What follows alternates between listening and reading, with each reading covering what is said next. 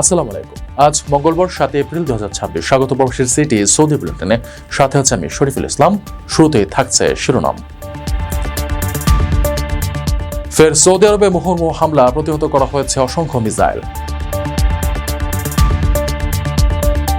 হামলার আশঙ্কায় বৃহত্তম সেতু বন্ধ করল সৌদি, স্থবির বাহরাইনের সাথে যোগাযোগ। মধ্যপ্রাচ্যে ঈদুল আজহার সম্ভাব্য তারিখ ঘোষণা, বড় ছুটি পেতে পারেন কর্মীরা। সৌদির সীমান্তে দেখা গেল অচেনা দৃশ্য, স্কুটার চালাচ্ছেন ইমিগ্রেশন কর্মীরা। ছোট্ট শিশুর আবদার মেটালো ইরান, ইসরায়েলে ছোড়া হলো গোলাপি ক্ষেপণাস্ত্র।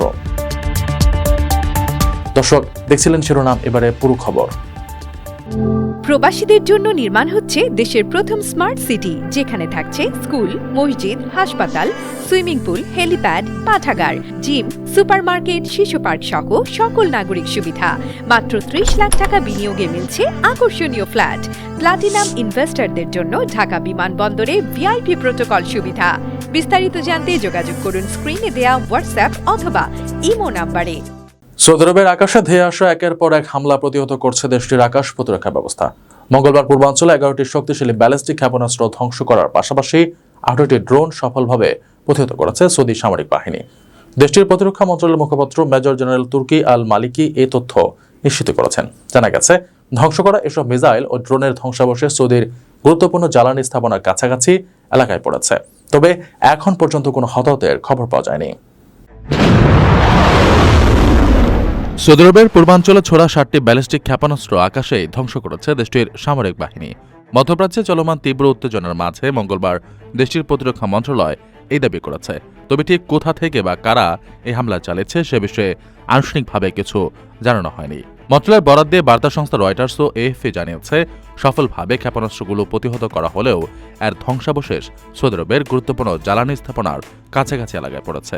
এতে এখন পর্যন্ত কোনো ধরনের হতাহত বা বড় ধরনের ক্ষয়ক্ষতির খবর পাওয়া যায়নি। তবে পুরো বিষয়টি গভীরভাবে খতিয়ে দেখছে সংশ্লিষ্ট কর্তৃপক্ষ।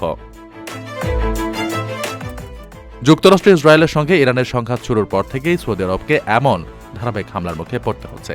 তেহরান সম্প্রতি এমন কিছু উপসাগরীয় আরব দেশেও হামলা চালিয়েছে, তবে সেখানে যুক্তরাষ্ট্রের সামরিক ঘাঁটি রয়েছে। এমন পরিস্থিতির মাঝেই সামাজিক যোগাযোগ মাধ্যম এক্সে দেওয়া এক বার্তায় ইরানের পররাষ্ট্রমন্ত্রী আব্বাস আরাকচি সৌদি আরবকে ভ্রাতৃপ্রতিম দেশ হিসেবে আখ্যা দিয়েছেন। তিনি জানান, ইরান সবসময় সৌদি আরবের প্রতি সম্মান প্রদর্শন করে। তাদের বর্তমান সামরিক অভিযান কেবল তাদের বিরুদ্ধেই পরিচালিত হচ্ছে যারা আরব বা ইরানিদের অসম্মান করে। ইরানের সম্ভাব্য হামলার আশঙ্কায় সৌদি আরব ও বাহরাইনের মধ্যকার একমাত্র স্থলপথ কিং ফাহাদ কজওয়ে অনির্দিষ্টকালের জন্য বন্ধ ঘোষণা করা হয়েছে। মার্কিন প্রেসিডেন্ট ডোনাল্ড ট্রাম্পের চরম আলটিমেটামের জেরে উদ্ভূত যুদ্ধ পরিস্থিতিতে আকস্মিক এই সিদ্ধান্ত নিয়েছে রিয়াদ ও মানামা। 25 কিলোমিটার দীর্ঘ এই গুরুত্বপূর্ণ সেতুটি বন্ধ হয়ে যাওয়ায় দুই দেশের মধ্যে সব ধরনের যান চলাচল পুরোপুরি বিচ্ছিন্ন হয়ে পড়েছে। ইরানের সম্ভাব্য হামলার আশঙ্কায় সৌদি আরব ও বাহরাইনের মধ্যকার একমাত্র স্থলসংযোগ কিং ফাহাদ কজওয়ে অনির্দিষ্টকালের জন্য বন্ধ ঘোষণা করা হয়েছে। মঙ্গলবার কর্তৃপক্ষের এই আকস্মিক সিদ্ধান্তে দুই দেশের মধ্যে যান চলাচল সম্পূর্ণ বিচ্ছিন্ন হয়ে পড়েছে। মূলত মার্কিন প্রেসিডেন্ট ডোনাল্ড ট্রাম্পের পক্ষ থেকে ইরানকে দেওয়া কঠোর আলটিমেটামের পরেই এমন সতর্কতামূলক ব্যবস্থা নিল রিয়াদ ও মানামা। মার্কিন প্রেসিডেন্ট ডোনাল্ড ট্রাম্প হুমকি দিয়েছেন যে মঙ্গলবার রাত 8টার মধ্যে ইরান যদি হরমুজ প্রণালী খুলে না দেয় এবং নির্দিষ্ট শর্তে চুক্তিতে না আসে, তবে দেশটির বিদ্যুৎ অবকাঠামো ও গুরুত্বপূর্ণ সেতুগুলো লক্ষ্য করে হামলা চালানো হবে। ট্রাম্পের এই হুঁশিয়ারির জবাবে ইরানও পাল্টা বিধ্বংসী ব্যবস্থা নেওয়ার ঘোষণা দিয়েছে। দুই পরাশক্তির এই রাশারাশিতে মধ্যপ্রাচ্যের নিরাপত্তা পরিস্থিতি এখন চরম ঝুঁকির মুখে। 25 কিলোমিটার দীর্ঘ এই সেতুটি দ্বীপরাষ্ট্র বাহরাইনের অর্থনীতির জন্য অত্যন্ত গুরুত্বপূর্ণ। প্রতিদিন শত শত যানবাহন এই পথ দিয়ে চলাচল করলেও যুদ্ধের উদ্ভূত পরিস্থিতিতে নিরাপত্তা নিশ্চিত করতেই এই কঠোর সিদ্ধান্ত। গত ফেব্রুয়ারিতে ইরান ও ইসরায়েল যুক্তরাষ্ট্রের মধ্যকার সংঘাত শুরুর পর থেকেই উপসাগরীয় দেশগুলোতে অস্থিরতা বিরাজ করছে। আপনার স্বপ্নগুলো আকাশ ছুবে প্রবাসীর হেলিকপ্টারের মাধ্যমে। বিয়ে, জন্মদিন অথবা যে কোনো বিশেষ প্রয়োজনে হেলিকপ্টার ভাড়া করতে যোগাযোগ করুন স্ক্রিনে দেয়া নাম্বারে। প্রবাসীর হেলিকপ্টার, নিরাপদ ও সাশ্রয়ী বাহনের বিশ্বস্ত নাম। চলতি বছরের পবিত্র ঈদুল আজহা উদযাপনের সম্ভাব্য তারিখ ঘোষণা করেছে জ্যোতির্বিজ্ঞানীরা। গণনা অনুযায়ী আগামী 18 মে জিলহজ মাসের চাঁদ দেখা গেলে 27 মে বুধবার মধ্যপ্রাচ্যে উদযাপিত হতে পারে ঈদুল আজহা। এইসব সত্যি হলে সংযুক্ত আরব আমিরাত সহ মধ্যপ্রাচ্যের অনেক দেশে প্রবাসী কর্মীরা এবার টানা 6 দিনের দীর্ঘ ছুটি উপভোগ করতে পারবেন। এর মধ্যে আমিরাত সরকার 26 মে থেকে 31 মে পর্যন্ত ছুটির একটি সম্ভাব্য তালিকা অনুমোদন করেছে। জ্যোতির্বিজ্ঞানীদের গণনা এবং সংযুক্ত আরব আমিরাতের সাম্প্রতিক ঘোষণা অনুযায়ী চলতি 2026 সালে পবিত্র ঈদুল আজহা আগামী 27 মে বুধবার পালিত হওয়ার প্রবল সম্ভাবনা রয়েছে। বিষয়টি মূলত নির্ভর করছে জিলহজ মাসের চাঁদ দেখার উপর।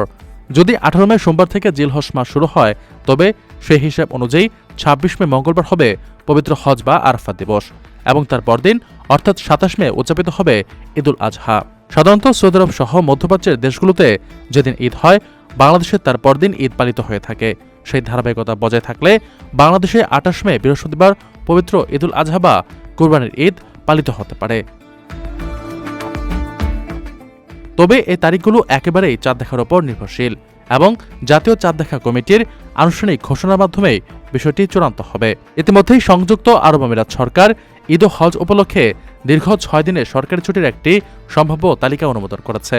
সেখানে 26 মে থেকে 31 মে পর্যন্ত টানা ছুটির কথা বলা হয়েছে। বাংলাদেশেও ঈদের তারিখ চূড়ান্ত হওয়ার পর সরকারি ছুটির বিষয়টি নিশ্চিত করা হবে। তবে ক্যালেন্ডারের হিসেবে মে মাসের শেষ সপ্তাহেই যে এবারের কুরবানির ঈদ পড়ছে তা অনেকটাই নিশ্চিত।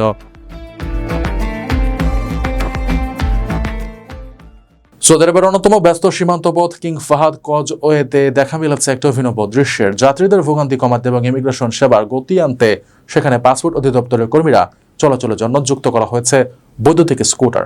অত্যাধুনিক এই স্কুটার হাঁকিয়ে কর্মীরা চোখের পলকে যাত্রীদের কাছে পৌঁছে যাচ্ছেন এবং বয়স্ক প্রতিবন্ধীদের দ্রুত ইমিগ্রেশন সম্পন্ন করছেন। সীমান্ত পারাপার আরও দ্রুত ও ঝামেলাহীন করতে অভিনব এক উদ্যোগ নিয়েছে সৌদি আরব।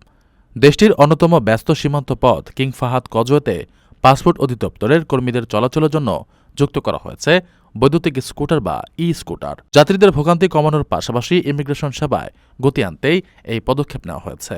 সৌদি আরবের পূর্বাঞ্চলের প্রদেশে অবস্থিত এই কজওয়ে দিয়ে প্রতিদিন বিপুল সংখ্যক মানুষ যাতায়াত করেন। এখানে স্মার্ট প্রযুক্তির এই ব্যবহারের ফলে পাসপোর্ট ইমিগ্রেশনের কাজ এখন আগের চেয়ে অনেক দ্রুত সম্পন্ন হচ্ছে। এই উদ্যোগের সবচেয়ে বড় সুফল পাচ্ছেন বয়স্ক ও শারীরিক প্রতিবন্ধী যাত্রীরা।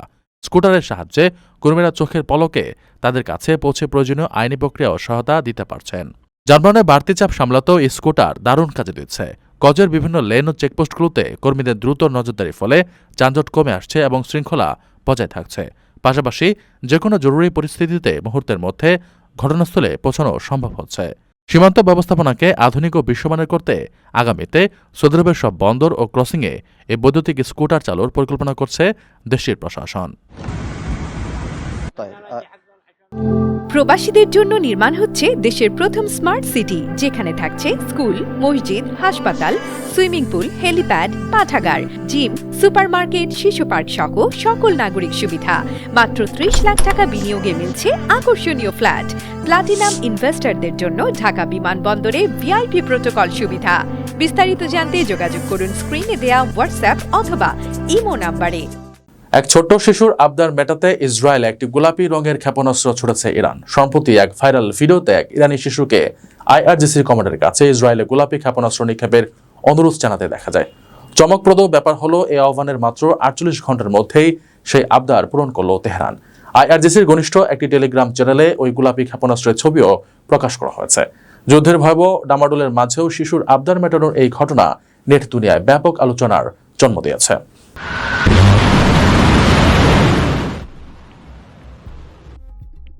ছোট্ট এক শিশুর আবদারে ইসরায়েলে একটি গোলাপি রঙের ক্ষেপণাস্ত্র ছুড়েছে ইরান। গত সোমবার আইআরজিসির ঘনিষ্ঠ একটি টেলিগ্রাম চ্যানেলে এই গোলাপি রঙের ক্ষেপণাস্ত্রের ছবি প্রকাশ করা হয়। চলতি সপ্তাহে একটি ভিডিও ভাইরাল হয় যেখানে ওই ইরানি শিশু আইআরজিসির এরোস্পেস কমান্ডার জেনারেল মুসাভিকে উদ্দেশ্য করে ইসরায়েলে একটি গোলাপি ক্ষেপণাস্ত্র নিক্ষেপের অনুরোধ জানায়।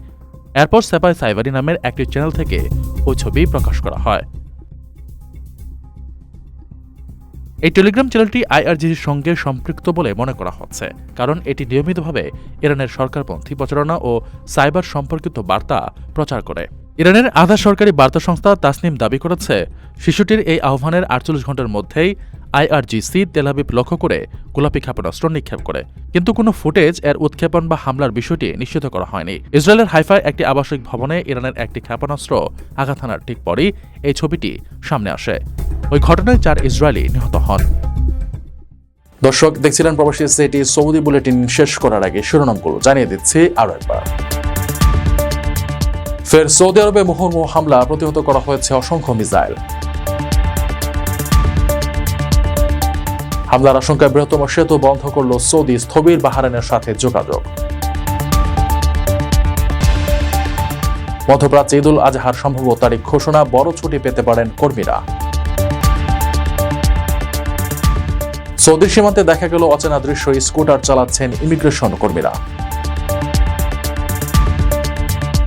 ছোট্ট শিশুর আবদার মেটালো ইরান, ইসরায়েলে ছোড়া হলো গোলাপি ক্ষেপণাস্ত্র। এই ছিল সৌদি বুলেটিনের আজকের আপডেট। প্রবাসের সর্বশেষ সংবাদ পেতে ভিজিট করুন probastimes.net, সাবস্ক্রাইব করুন আমাদের ইউটিউব চ্যানেল এবং চোখ রাখুন ফেসবুক পেজে। পরবর্তী বুলেটিন দেখার আমন্ত্রণ জানিয়ে আজকের মতো বিদায় নিচ্ছি আমি শরীফুল ইসলাম। সেই পর্যন্ত সবাই ভালো থাকবেন এবং নিরাপদে থাকবেন।